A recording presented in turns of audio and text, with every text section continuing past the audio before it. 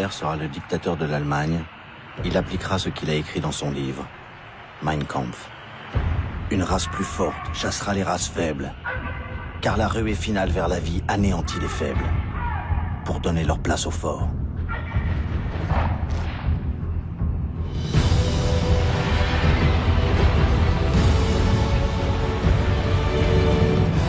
Comment Hitler a-t-il réussi à prendre le pouvoir et devenir le chef, le Führer ?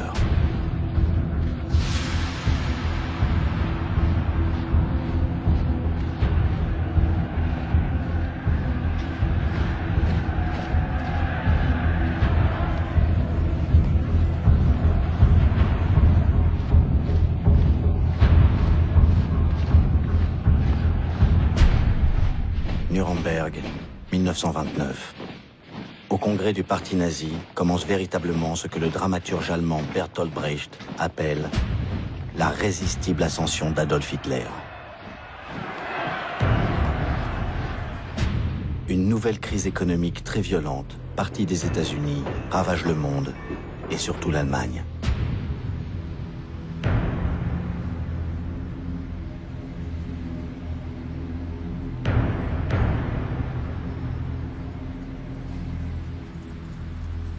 Les usines ferment les unes après les autres et le nombre des chômeurs atteindra le chiffre effrayant de 6 millions.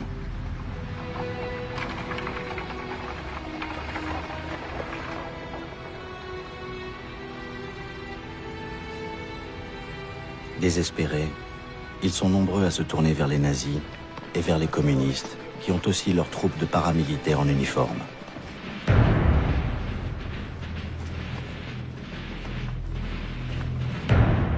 Communistes et nazis vont se heurter violemment dans toutes les élections qui suivent.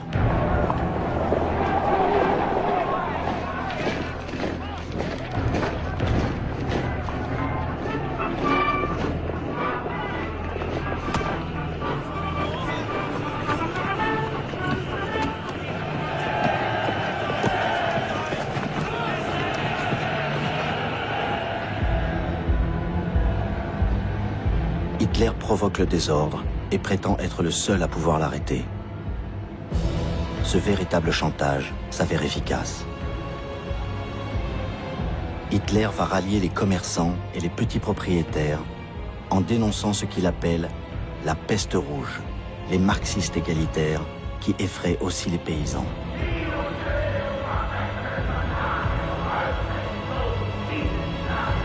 Le résultat est incroyable. 100 députés nazis font leur entrée au Parlement allemand, le Reichstag. Hitler est à la tête de la deuxième formation politique du pays, derrière les socialistes. Pendant ce temps-là, Hitler continue son ascension. En un an, il s'impose à l'extrême droite allemande. Les fédérations d'anciens combattants, comme les Casques d'acier, qui ont 500 000 adhérents, devront se soumettre.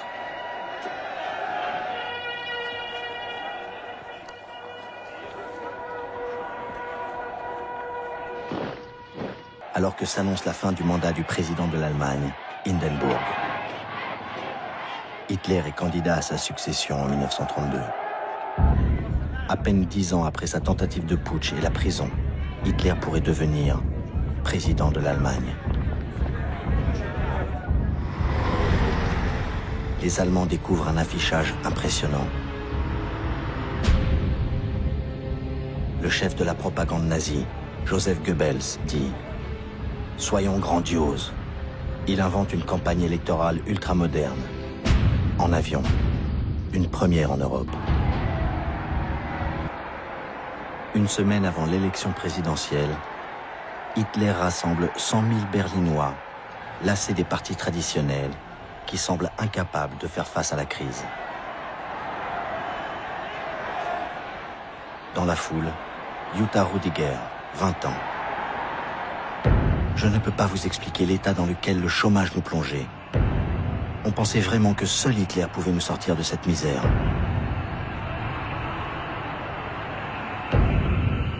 Wir reden nicht von den Zehntausenden, die Jahr für Jahr den Gashahn aufdrehen, nicht, weil es ihnen zu gut geht. Grâce à son discours pseudo-social, Hitler devient un candidat sérieux à la présidence. Alors la presse se déchaîne.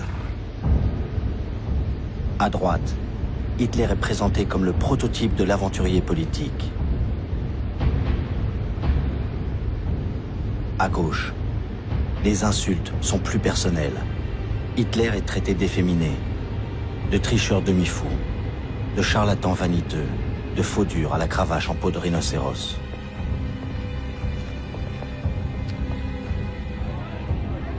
Le président sortant, le maréchal Hindenburg, réactionnaire et monarchiste, reçoit pourtant le soutien de la gauche.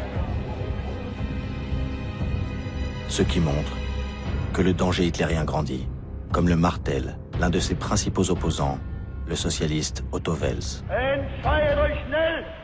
Es ist keine Minute Zeit mehr zu verlieren. Nur einen Gedanken, ein Ziel kann es noch geben. Der Faschismus muss geschlagen werden, bis zur Vernichtung.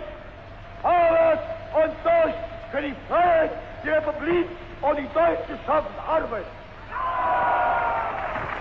10 avril 1932, le verdict tombe. Hitler ne sera pas président. 13 millions d'Allemands ont voté pour lui. Un tiers de l'électorat. C'est énorme, mais insuffisant.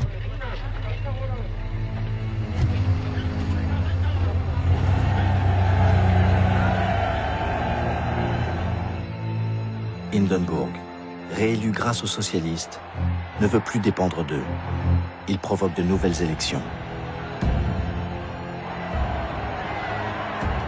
Et Hitler poursuit sa résistible ascension. Il repart en campagne. Comme il prononce 5 discours par jour, son entourage est sonné. L'un de ses intimes dit « Nous étions comme des soigneurs qui doivent remettre leurs boxeurs en état entre chaque round. » Lui est dopé par la tribune et par la virulence. Die Gegner werfen uns Nationalsozialisten vor, und mir insbesondere, dass wir intolerante, unverträgliche Menschen seien. Wir wollten, sagen sie, mit anderen Parteien nicht arbeiten. Die Herren haben ganz recht. Wir sind intolerant. Ich habe mir ein Ziel gesteckt, nämlich die 30 Parteien aus Deutschland hinauszufegen. Pour Hitler, le premier parti qu'il faut abattre dans cette campagne électorale de 1932, c'est le Parti communiste. Les SA sont chargés de la besogne. Ils sont maintenant 400 000 qui s'autofinancent en payant leur uniforme et leur équipement. L'un d'entre eux, Wolf Teubert, est employé dans une délicatessen de Hambourg. À tout moment, il peut rejoindre sa cohorte motorisée. Il dit « Je n'avais qu'une chose dans la tête, risquer ma vie pour l'Allemagne. » L'humiliation du traité de Versailles avait fait de moi un passionné défenseur d'Hitler.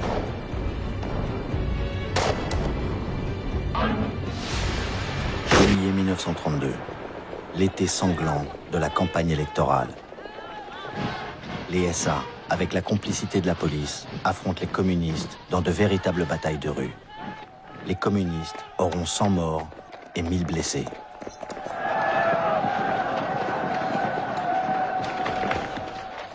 Beaucoup d'Allemands, épuisés par le désordre et l'impuissance du gouvernement, approuvent les violences nazies. D'où le résultat des élections. 230 députés nazis. Hitler est désormais le chef du premier parti politique du pays.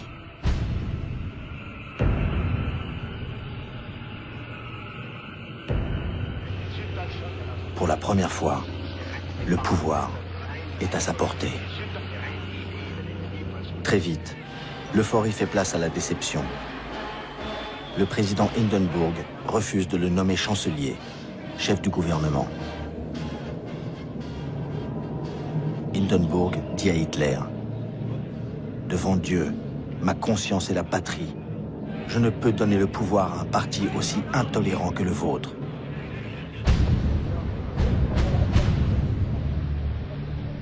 Hindenburg lui propose quand même d'entrer au gouvernement. Mais Hitler ne se juge pas comme un homme politique ordinaire qui cherche un poste ministériel.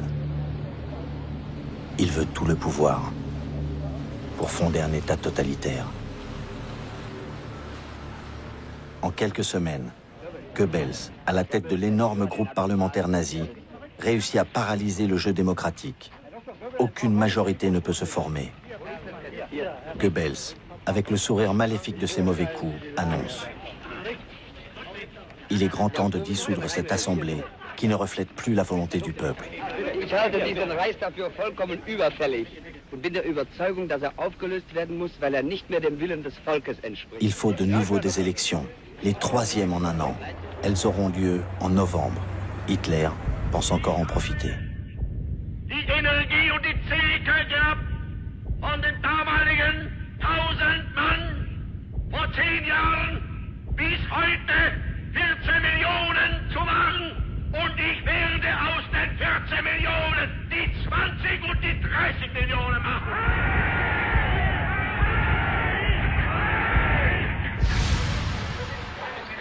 Les résultats de ces élections sont très décevants pour Hitler. Entouré de sa garde personnelle de SS, il rumine son échec. Il a perdu 2 millions d'électeurs et 40 députés. Non, 3 mois plus tard, Hindenburg, toujours dans l'impossibilité de constituer une majorité, a fini par désigner Hitler chancelier d'Allemagne.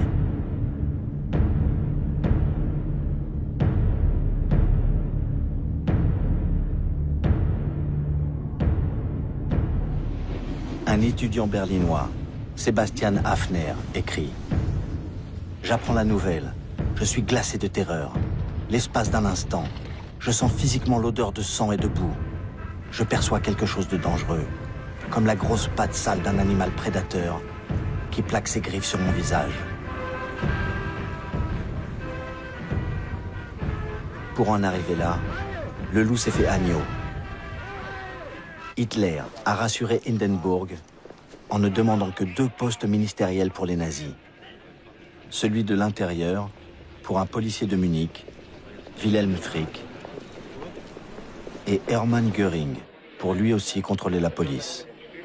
2 postes clés.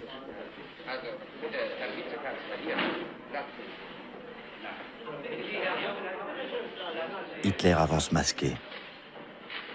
Il veut montrer que les membres du gouvernement les plus importants sont un conservateur, Franz von Papen, qui a déjà été chancelier, et l'homme fort de la droite la plus extrême, Alfred Hugenberg, ministre de l'économie et de l'agriculture, au tempérament autoritaire et agressif.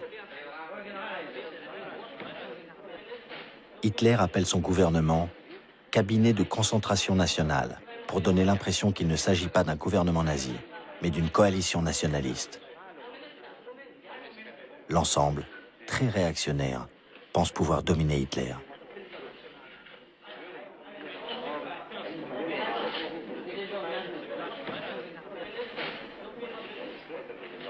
Von Papen se trompe lourdement lorsqu'il dit à Hugenberg « Hitler, c'est notre homme ».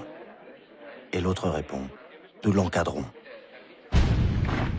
Le soir même du 30 janvier 1933, Goebbels organise à Berlin, comme dans toutes les grandes villes, une retraite au flambeau qu'il veut grandiose, avec les casques d'acier, les SS et surtout les SA.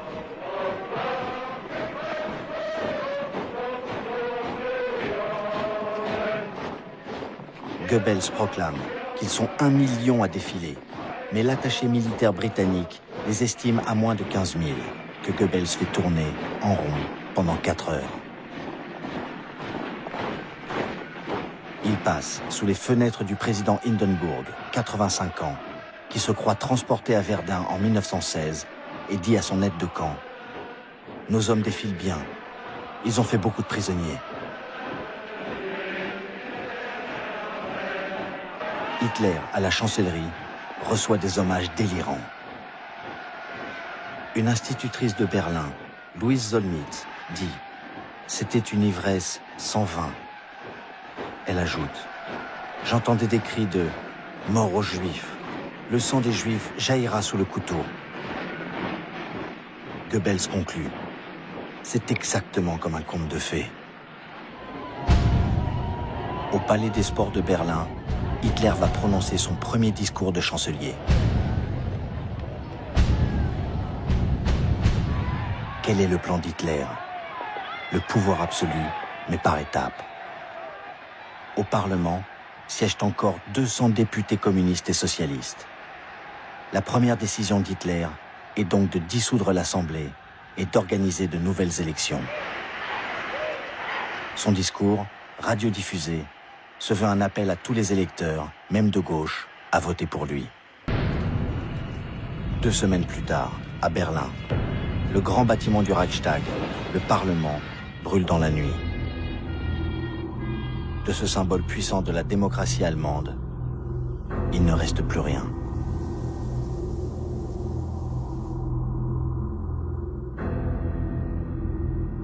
L'enquête, menée par une police aux ordres de Göring, incrimine un communiste hollandais appelé Marinus van der Lubbe, 24 ans, soupçonné d'avoir un lourd passé d'incendiaire. Rapidement déclaré coupable, il sera décapité. À qui profite le crime? Aux nazis. Hitler et Göring agitent le spectre d'un complot des Rouges.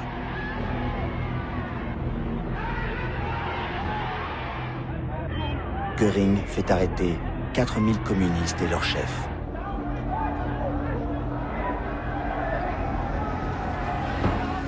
Mais le Parti communiste n'est pas encore interdit.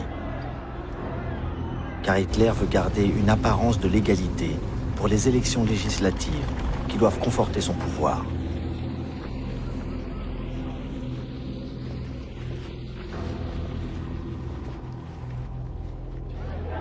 Les Allemands, tellement saturés de campagnes électorales et de désordre, voient de nouveau dans tout le pays les SA se déployer, comme disent les nazis, pour protéger la population des attentats communistes.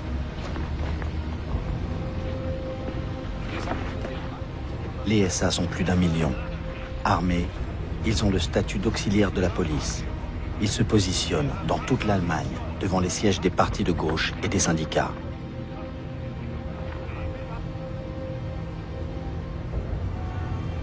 Ils vont, encore une fois, semer leur violence, pendant qu'Hitler, lui, montre ostensiblement qu'il joue le jeu électoral pour continuer à rassurer le président Hindenburg, de plus en plus fatigué.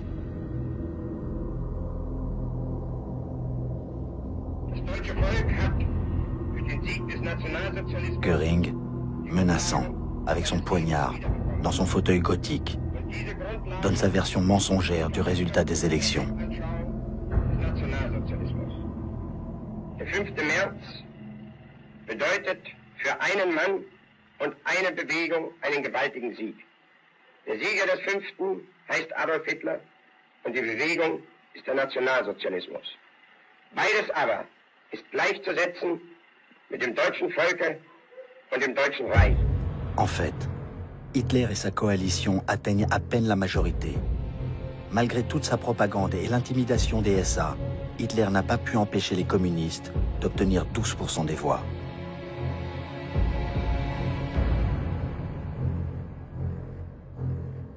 Alors Hitler jette le masque et entre dans l'illégalité, avec la complicité de son gouvernement. Il supprime l'élection des députés communistes, les fait arrêter et envoyer dans les camps de concentration d'Oranienburg, près de Berlin, et de Dachau, près de Munich, qui viennent juste d'être installés par les nazis. Ce sont les premiers des 16 camps ouverts pendant la seule année 1933.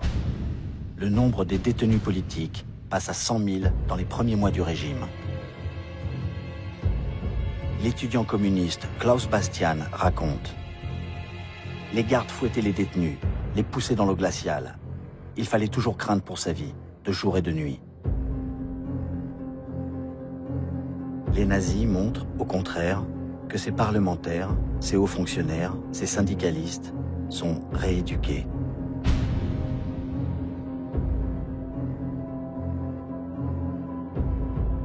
L'ombre maléfique de la dictature s'étend sur l'Allemagne.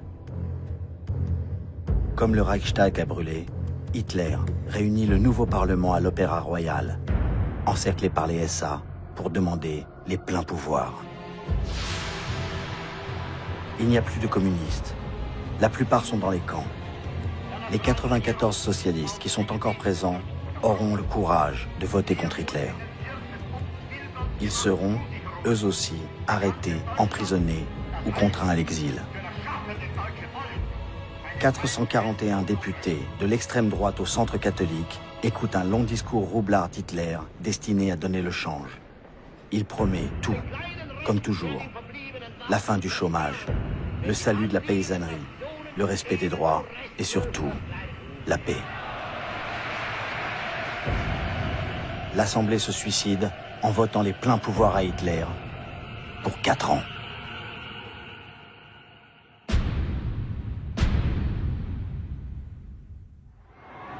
Le président Hindenburg ne pourra plus discuter les décisions du chancelier. Sous les vivats, la démocratie meurt en Allemagne.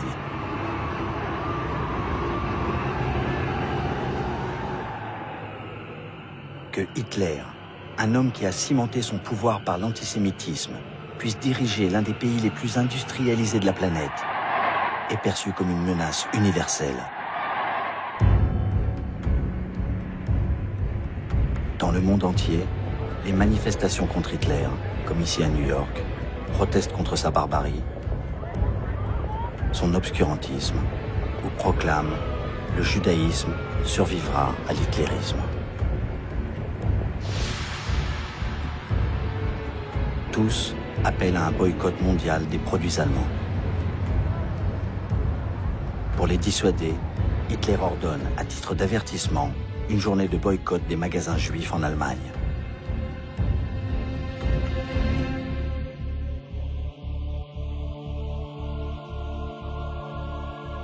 Un cinéaste amateur teste, avec sa femme, la détermination des nazis postés devant les magasins juifs.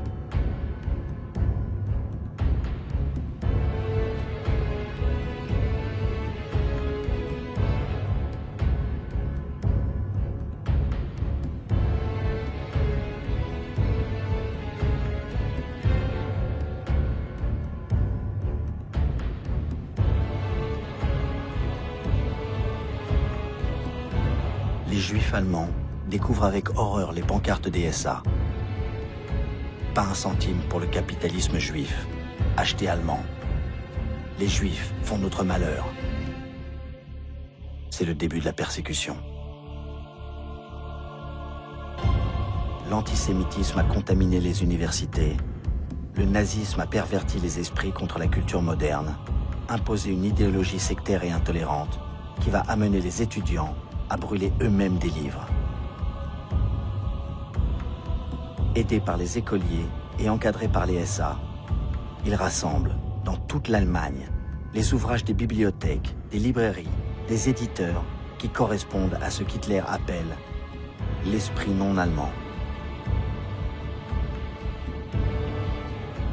Sur la liste noire nazie, Karl Marx, Sigmund Freud, Stefan Zweig, plus de 300 auteurs, surtout juifs ou communistes. 12 000 titres sont condamnés. Des centaines de milliers de livres doivent être brûlés. Et les SA préparent les bûchers.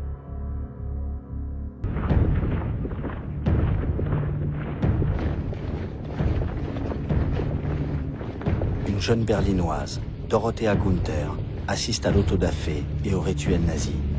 Elle témoigne. Les SA et les étudiants criaient le titre du livre, le nom de l'auteur. Ils hurlaient qu'il était juif, ou bien pacifiste, ou féministe, ou tout simplement moderne, en prononçant la sentence « Nous te livrons au feu » et en jetant le livre aux flammes.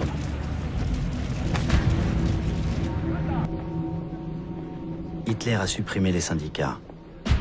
Le 21 juillet 1933, il interdit le Parti socialiste.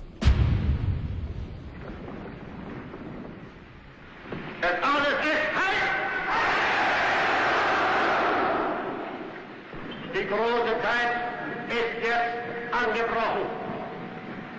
Deutschland ist nun erwacht. Die Macht haben wir nun in Deutschland gewonnen. Nun gilt es, das deutsche Volk zu gewinnen. Le peuple allemand, lui, peut partir en vacances. Le parti nazi est désormais le parti unique.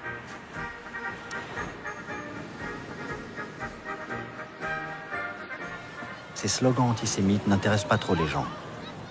Ils sont pour la plupart indifférents au sort de leurs compatriotes juifs, qui après tout ne sont que 500 000, moins de 1% de la population. La moitié de ces juifs allemands réussira à émigrer. Gerda Blackman témoigne. Nous avons réussi à embarquer à condition de laisser tous nos biens derrière nous.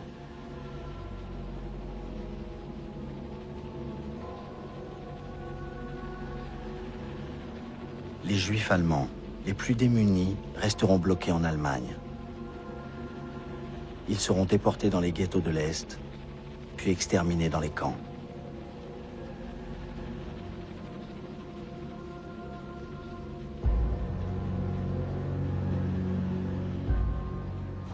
Les opposants au régime s'enfuiront comme ils pourront, où ils pourront, surtout en France, où ils seront un jour rattrapés par la guerre, l'occupation allemande et livrés aux nazis.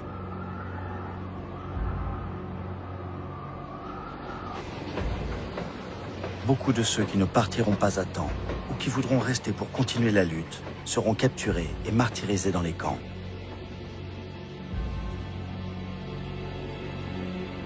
L'immense majorité des Allemands s'accommodera de la dictature.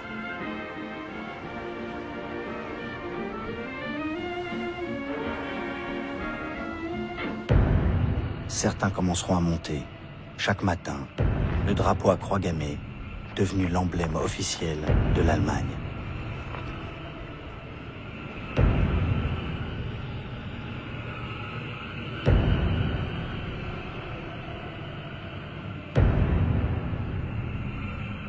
Les autres, une fois la presse muselée, ne pourront plus lire que des journaux nazis.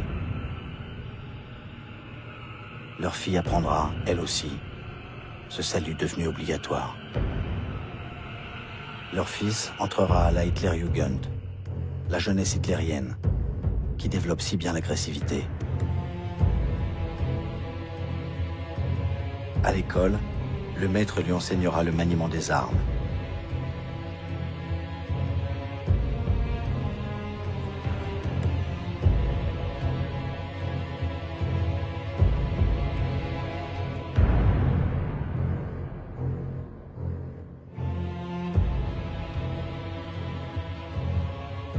L'instituteur devra prendre des exemples judicieux et vivants pour aborder l'arithmétique. Quel est le prix de revient d'un élève? Un handicapé mental coûte 1800 marks par an à l'État. Un élève moyen, 320 marks. Et un brillant élève ne revient qu'à 125 marks. Conclusion, la société ne peut survivre que si ses citoyens sont génétiquement sains. L'aîné entrera à la BDM, la Bunddeutscher Mädel, la Ligue des jeunes filles allemandes. Elles forment de bonnes épouses qui auront beaucoup de petits soldats. Ils se feront tuer, à 10 ans, dans les derniers combats de Berlin. Mais tout cela, les Allemands ne le savent pas encore dans cet été de 1933.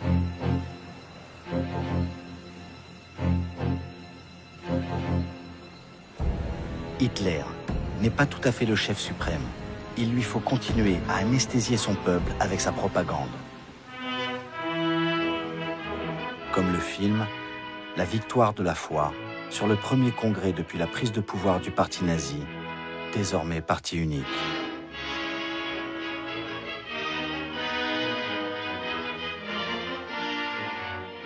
Hitler est bien servi par le talent de la jeune réalisatrice Leni Riefenstahl, qui le subjugue par sa beauté et son énergie.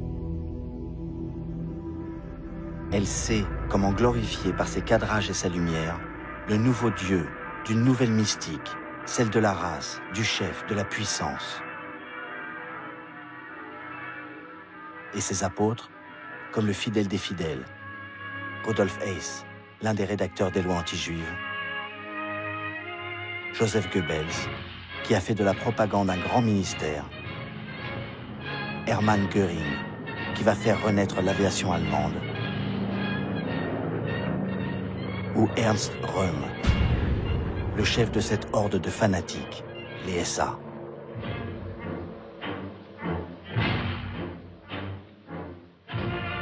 Rien ne laisse prévoir que ce film sera interdit l'année suivante, parce que Röhm, pourtant complice d'Hitler depuis le putsch manqué de 1923, sera accusé de trahison. Peut-être parce qu'il est trop près d'Hitler, ou que les SA sont trop nombreux. Ils sont 2 millions, une force concurrente de l'armée. Hitler, pour avoir le soutien des militaires, va les mettre au pas et éliminer Röhm.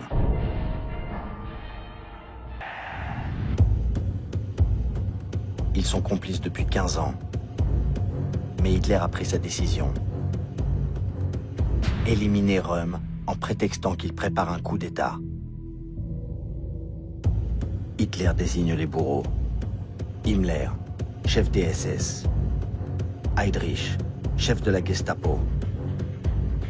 Sepp Dietrich, un ancien garçon boucher, devenu chef de la garde rapproché du Führer. Entre le 30 juin et le 2 juillet 1934, ce qu'Hitler va appeler la nuit des longs couteaux, les SS assassinent Röhm et 85 opposants possibles ou témoins gênants du passé du Führer.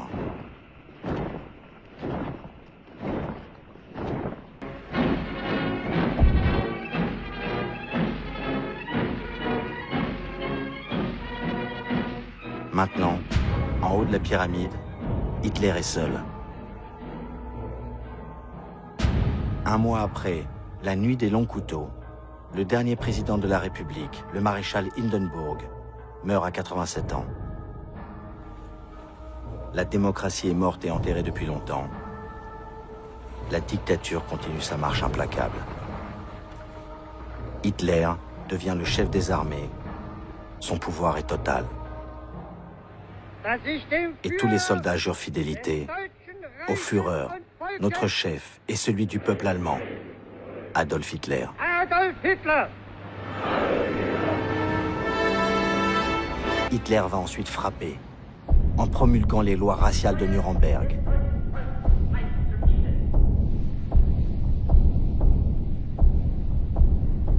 Il va brûler les synagogues dans le grand pogrom de la nuit de cristal, prélude à la solution finale.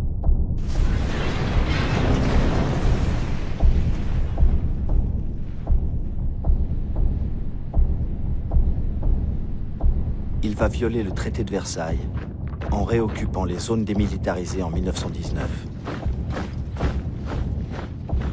Comme la France et l'Angleterre ne réagiront pas, leur faiblesse amènera Mussolini à se rapprocher d'Hitler, le laissant annexer l'Autriche pour accomplir ce qu'il appelle sa mission, réunir à l'Allemagne les peuples qui parlent allemand.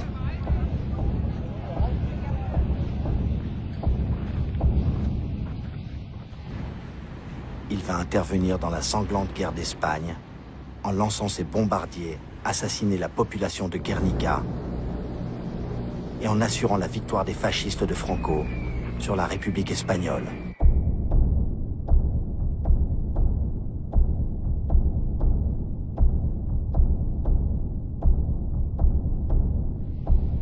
Il rêve à sa grande armée, comme celle de Napoléon. Il l'entraînera vers Moscou.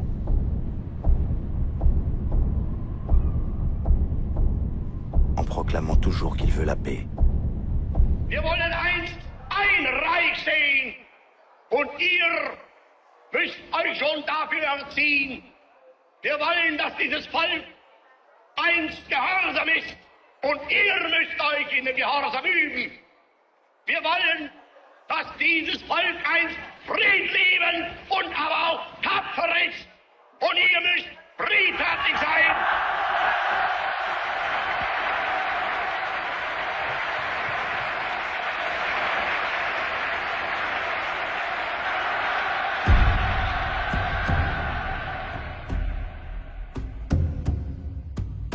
L'Allemagne, abreuvé de discours et de manifestations grandioses, va perdre le contact avec la réalité.